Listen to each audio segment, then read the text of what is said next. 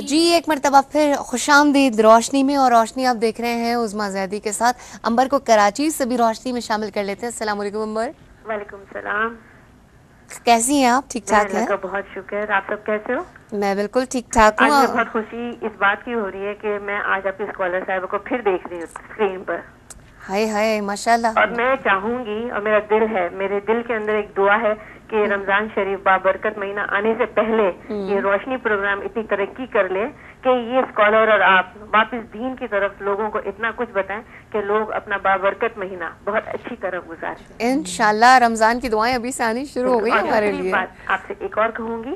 जी कहिए। जो आज का टॉपिक है माशी, जैसे कि अगर औरत के साथ कुछ ऐसा मसला हो जाता है, अगर वो माँ बाप या भाई की जिम्मेदारी बनती है वापस, तो ये भाभियां क्यों नहीं ये समझती कि हम भी एक औरत हैं और हमें भी, अल्लाह ना करे कभी कोई वक्त ऐसा आ सकता है, तो हम क्यों ना बहनों को या क्यों ना हम इस तरह की इनकी कफालत करें कि वो हमें इतनी दुआओं से नवाजें कि उनकी तो आगे जिंदगी इतनी राहें खुल जाए कि परवरदिगार उनसे खुश हो जाए। लेकिन इन औरतों को प्लीज थोड़ी सी आपकी स्क्रीन के थ्रू, ये प्रोग्राम के थ्रू बताएं कि भाभियां और भाई दोनों की जिम्मेदारी बनती है। भाई तो करते हैं लेकिन थोड़ा सा भाभियों को भी थोड़ा, भाभियां रुकावटें कर देती है ना, फिर वो भाई जो करता है वो भी छोड़ देता है। यही बात है।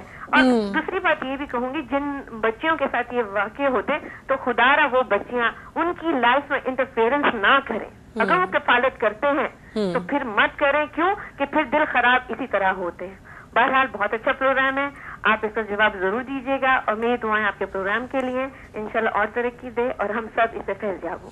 बहुत बहुत शुक्रिया अंबर, आपने इतनी प्यारी बात की और इतनी प्यारी बात की की तरफ तवज्जो दिलाई। और मैं बिल्कुल जहाना लुत्फ़ी साहिबा से ये बात जानने की कोशिश करूँगी कि किसी खातून के जब माँ बाप गुजर जाते हैं, और मेरे ख्याल से भाभीियों का जो इन्होंने सिलसिला कहा है, मैं शादीशुदा की भी बात कर रही हूँ उस बहन की, और खुदा न खास्ता जो बेचारी बेवा या मुतल्लका है वो जो है वापस आ जाती है।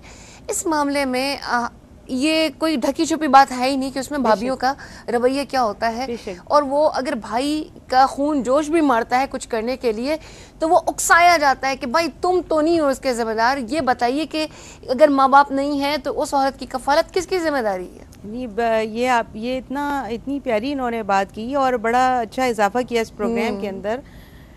अगर आप गौर करें और तहकीक करें इन वाक़यात की तो उसमें औरत का ही हाथ मिलेगा, मर्दों से ज़्यादा औरत का हाथ मिलेगा। देखिए औरत कहते हैं घर को बना देती है, ख़ानदान को जोड़ देती है, माशरे में भलाई और नेकी फैलाने का बाइस बनती है। तो क्यों कहा जाता है कि उस दिन हम माशरे के उस पर बात कर रहे थे कि देखो अपने आपके माशरे की ख़वातीन कैसी हैं। अगर वो ख़वातीन अच्छी हैं, अगर वो ख़वातीन अवेयर हैं, अगर वो ख़वातीन जो है मर्दों का साथ देती हैं। देखिए ना कुरान के अंदर है कि औरतें मर्दों का साथ देने वाली हैं, तो वहाँ मिलकर ये तश्कील पाती हैं सारी चीज़ें। तो औरत ही औरत की दुश्मन होती है। मैंने जो बात नोट की है और इनकी बात बिल्कुल 100% बिल्कुल दुरुस्त है। और वही अगर वो कुर्बानी दें और उनको उकसाएं, अपने शोहरों को कहें कि देखिए तुम्हारी बहनों का तुम्हारे पर हक है, और वो ये सोचें। कुरान की एक आयत में मतलब सामने रखना चाहूँगी कि ये सूरह निसा की हमारी बहनें जो हैं वो ये आयत पढ़ें, सूरह निसा की आयत नंबर 9, जिसका तर्जुमा ये है कि और ऐसे लोगों को डरना चाहिए जो ऐसी हालत में हों कि अपने बाद नन्हे नन्हे बच्चों को छोड़ जाएँ और उनकी निस्बत खौफ हो कि इनके मरने के बाद इन बेचारों का क्या हाल होगा। बस चाहिए कि ये लोग अल्लाह से डरें और माकूल बात कहें। तो आप ये देखें कि हर आदमी को ये खौफ होना चाहिए कि मैं अगर चला जाऊंगा तो मेरे बच्चों का क्या बनेगा। तो जो दूसरा दुनिया से चला गया है, जो उसके बच्चों का हशर हो रहा है, तो वो ना होने दें। तब तो हम अपने मुस्तकबिल, अपने बच्चों की मुस्तकबिल की ज़मानत दे सकते हैं। वरना सेम क्या वो दूसरों के साथ नहीं हो सकता? क्या हम अपने बच्चों की जो केयर कर रहे हैं, जो कमा रहे हैं, उन्हीं पर लुटा रहे हैं?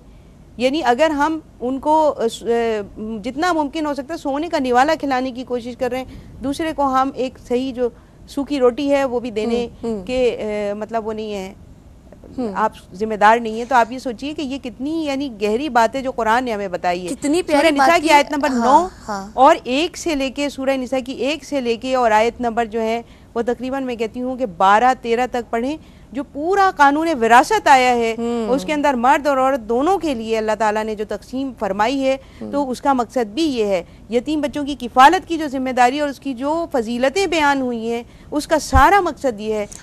यतीम बच्चे खुदा ना खास्ता आपकी बहन के भी हो सकते हैं, बेशक, ठीक है, बेशक इसे डरना चाहिए। मैं कहती हूँ कि दुनिया मुकाफात अमल है और अल्लाह ताला सरीउल हिसाब है, यानी ये कि इतनी बड़ी तेजी के साथ ये सब कुछ पलट सकता है। इनके साथ ये मामला पेश आया है तो क्या दूसरों के साथ नहीं आ सकता?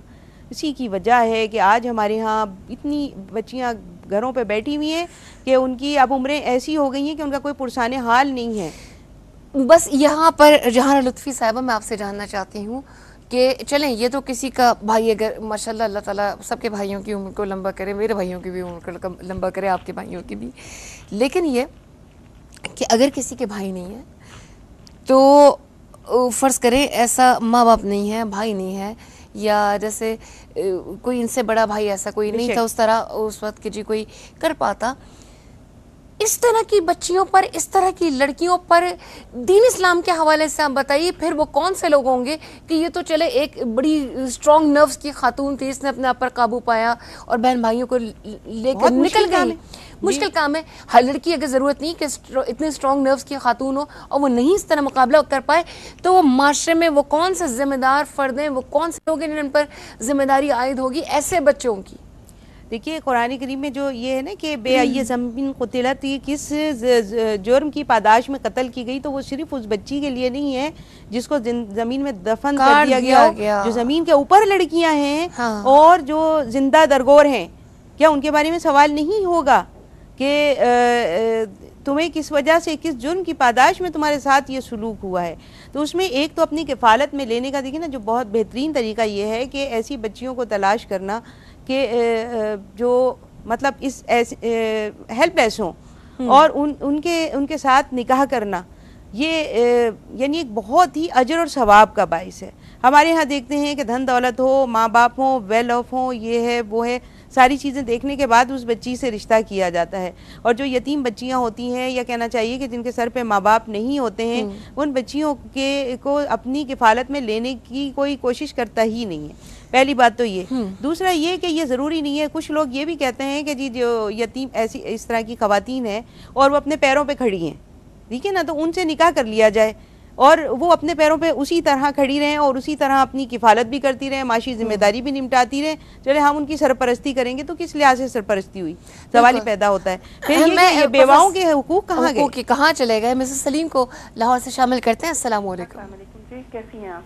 मैं बिल्कुल ठीक ठाक हूँ। मिसेस सलीम, आप खैरियत से हैं? जी बिल्कुल। अच्छा, मैंने टीवी ऑन किया था, लाइट अभी आई थी, तो मैं आपका प्रोग्राम सुन रही थी। कोई अंबर अभी बात कर रही थी कराची से। जी जी। तो उन्होंने कहा कि भाभियों को उकसाती हैं भाभियाँ भाइयों को। तो मैंने ये आपसे दरियाफ्त करना था कि अक्सर भाभियाँ मतलब नहीं उकसाती हैं, मतलब ठीक है 5 उंगलियाँ बराबर नहीं होती हैं। हाँ। कुछ भाभियाँ बहुत अच्छी भी होती हैं। मैं खुद भाभी हूँ। मैंने कभी अपने हस्बैंड को अपनी नंदों के खिलाफ नहीं किया। मैंने हमेशा कहा कि नहीं, उनका जो हक है वो आप अदा करें। उनकी वालदा फौत हो चुकी हुई हैं, ऑब्वियसली बहनें अब हमारी जिम्मेदारी है कि हम उनको देखें। माशाल्लाह सारी शादीशुदा हैं, लेकिन कुछ बहनें ऐसी भी होती हैं जो इस चीज़ का नाजायज़ फ़ायदा उठाती हैं कि अगर भाभी बहुत नरम है और भाई उनकी कफालत कर रहे हैं या उन्हें कुछ ले दे रहे हैं, तो वो फिर एक्स्ट्रा बोझ डालना शुरू कर देती हैं। तो इस सिलसिले में मैं आपसे कुछ पूछना चाह रही थी कि मतलब हमें टोटली इस तरीके से समझाया जाए कि क्या हक है, मतलब बहनों का भी। ये एक आपने इतनी सेंसिटिव बात की तरफ